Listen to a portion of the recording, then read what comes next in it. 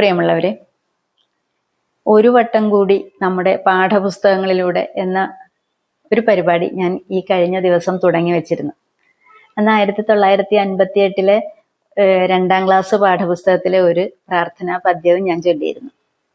അപ്പോൾ പാഠപുസ്തകങ്ങളിൽ പദ്യം മാത്രമല്ലല്ലോ, നല്ല നല്ല കൊച്ചു കൊച്ചു കഥകളും നമ്മൾ ചെറിയ ക്ലാസ്സിലൊക്കെ പഠിച്ചിട്ടുണ്ടല്ലേ, നല്ല നല്ല ഗുണപാഠങ്ങൾ തരുന്ന കഥകൾ. അപ്പോൾ ഞാൻ ഇന്ന് എല്ലാ ദിവസവും പദ്യം തന്നെ വേണ്ടല്ലോ എന്ന് വിചാരിച്ച് ഇന്ന് 1949 1ാം ക്ലാസ് മലയാളം പാഠപുസ്തകത്തിലുള്ള ഒരു കുഞ്ഞു കഥയാണ് നിങ്ങൾക്ക് പറഞ്ഞു തരാൻ പോകുന്നത്. ഈ കഥയുടെ പേര് ദയാലുവായ പെൺകുട്ടി എന്നാണ്. ഒരു കൂട്ടം കുട്ടികൾ വൈകുന്നേരം സ്കൂൾ വിട്ട് വീട്ടിലേക്ക് മടങ്ങുകയായിരുന്നു. വഴിയരികിലുള്ള ഒരു കുറ്റിക്കാട്ടിൽ നിന്ന് ഒരു പൂച്ചയുടെ ദയനീയമായ കരച്ചിൽ ഈ കുട്ടികൾ കേൾക്കുന്നു. കേട്ട ഉടനെ ചില കുട്ടികൾ കല്ല് പെറുക്കി എറിയാൻ തുടങ്ങി. എന്നാൽ ഇവരുടെ കൂട്ടത്തിലുണ്ടായിരുന്ന ഒരു പെൺകുട്ടിക്ക് ഈ പൂച്ചയുടെ കരച്ചിൽ കേട്ട് പൂച്ചയോട് ദയ തോന്നി. അവൾ വള്ളിക്കെട്ടുകൾ മെല്ലെ നീക്കി താഴെ ഇറങ്ങി ഈ പൂച്ചക്കുട്ടിയെ എടുക്കാൻ ശ്രമിക്കുന്നു. ഇത് കണ്ടതോടെ ഇവളുടെ കൂടെ ഉണ്ടായിരുന്ന ആദ്യം കല്ലെറിഞ്ഞ കുട്ടികൾ കല്ലേറ് നിർത്തി. ഇവൾ വളരെ ബുദ്ധിമുട്ടി ഈ പൂച്ചക്കുട്ടിയെ പുറത്തെടുത്തു കൊണ്ടുവന്ന് അതിൻ്റെ ശരീരം മുള്ളുകൾ കൊണ്ട് കീറി മുറിഞ്ഞ് ചോരത്തുള്ളികൾ ഇറ്റു വീഴുന്നുണ്ടായിരുന്നു.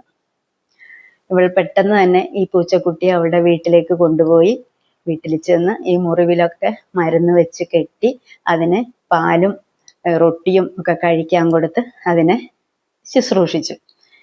വളരെ പെട്ടെന്ന്, വളരെ ചുരുക്കം ദിവസങ്ങൾ കൊണ്ട് തന്നെ ഈ പൂച്ചക്കുട്ടിയുടെ മുറിവെല്ലാം ഉണങ്ങി. ഇത് അങ്ങനെ ഓടിച്ചാടി കളിക്കാൻ തുടങ്ങി. അങ്ങനെ ഈ പെൺകുട്ടിയുടെ ഒരു കളിക്കൂട്ട് കാര്യമായി ഈ പൂച്ചക്കുട്ടി മാറി. ഈ ദയാലുവായ പെൺകുട്ടിയാണ് പിന്നീട് ഏറെ കീർത്തി നേടിയ, രോഗികളെ ശുശ്രൂഷിക്കുന്നതിലാണ് അവരെ കീർത്തി നേടിയത്, ഫ്ലോറൻസ് നൈറ്റിംഗേൽ എന്ന വ്യക്തി. അപ്പോൾ ഈ കഥയിൽ നിന്ന് ജീവികളോട് ദയ കാണിക്കുക, ദയാശീലമുള്ളവരെ ദൈവം അനുഗ്രഹിക്കും എന്ന ഗുണപാഠമാണ് അന്നത്തെ 1ാം ക്ലാസ് പാഠപുസ്തകത്തിലുള്ള ഈ കഥയിൽ അടങ്ങിയിരിക്കുന്നത്. ഈ ഫ്ലോറൻസ് നൈറ്റിംഗേൽ ഇറ്റലിയിലെ ടാസ്കാനിയിലെ ഫ്ലോറൻസ് എന്നു പേരുള്ള നഗരത്തിൽ ഒരു ബ്രിട്ടീഷ് ധനിക കുടുംബത്തിലാണ് ജനിച്ചത് ഇറ്റലിയിലാണെങ്കിലും ഇവർ വളർന്നതൊക്കെ ഇംഗ്ലണ്ടിലായിരുന്നു. വലിയ സമ്പന്ന കുടുംബത്തിൽ ജനിച്ചുവെങ്കിലും ഇവർക്ക് സമ്പന്നതയുടെ സുഖലോലുപതയിലൊന്നും അത്ര താല്പര്യം ഉണ്ടായിരുന്നില്ല. അവരെപ്പോഴും സാധുക്കളായ, രോഗികളായ, അവശരായ ജനങ്ങളെ ശുശ്രൂഷിക്കുന്നതിലായിരുന്നു അവര് സന്തോഷം കണ്ടെത്തിയിരുന്നത്. ഇവരുടെ സ്വന്തം നഗരത്തിന്റെ പേരായ ഫ്ലോറൻസ്, പിന്നെ അവരുടെ പിതാവിന്റെ പേരിന്റെ ഒരു ഭാഗമായ നൈറ്റിംഗേൽ, ഇത് രണ്ടും കൂടി ചേർന്നാണ് ഇവർക്ക് ഫ്ലോറൻസ് നൈറ്റിംഗേൽ എന്ന പേര് വന്നത്.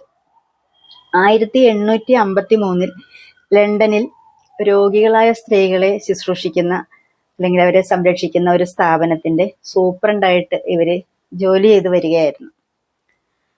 അപ്പോൾ 1854 ആയപ്പോൾ റഷ്യയും ബ്രിട്ടനും മറ്റു പല സാമ്രാജ്യങ്ങളും തമ്മിൽ യുദ്ധമുണ്ടാവുകയും അവിടെ നിരവധി സൈനികർ പരിക്ക് പറ്റി മരണത്തോട് മല്ലടിച്ച് കഷ്ടപ്പെടുന്നതായിട്ടുള്ള വിവരം ഇവർക്ക് കിട്ടുന്നു.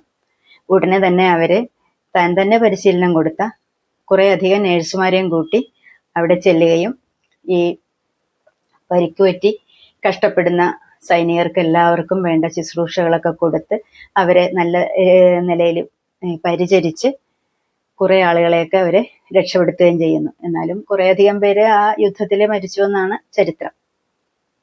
അപ്പോൾ സഹജീവികളോടുള്ള ദയയാണ് ഇവരെ കൊണ്ട് ഇങ്ങനെയൊക്കെ ചെയ്യിക്കുന്നത്. സഹജീവികൾ എന്ന് പറയുമ്പോൾ മനുഷ്യർ മാത്രമല്ല, എല്ലാ ജീവികളോടും ഇവർക്ക് അങ്ങേയറ്റം ദയയും അനുകമ്പയുമായിരുന്നു. അപ്പോൾ ഈ സഹജീവികളോട്, ചുറ്റുമുള്ളവരോട് ദയയും അനുകമ്പയും ഉണ്ടാവുക എന്നത് ഒരു മനുഷ്യന് ഏറ്റവും, അല്ലെങ്കിൽ ദൈവത്തിന്റെ അനുഗ്രഹം ഏറ്റവും കൂടുതൽ കിട്ടുന്നത് ഇങ്ങനെയുള്ള മനുഷ്യർക്കായിരിക്കും എന്ന് ഒരു ഗുണപാഠമാണ് ഞാനിപ്പോൾ വായിച്ച ഈ കുഞ്ഞു കഥയിലുള്ളത്. ഈ കഥ എനിക്കിഷ്ടമായി, നിങ്ങൾക്കും ഓരോരുത്തർക്കും ഇഷ്ടമായിട്ടുണ്ടാവുമെന്ന് ഞാൻ കരുതുന്നു.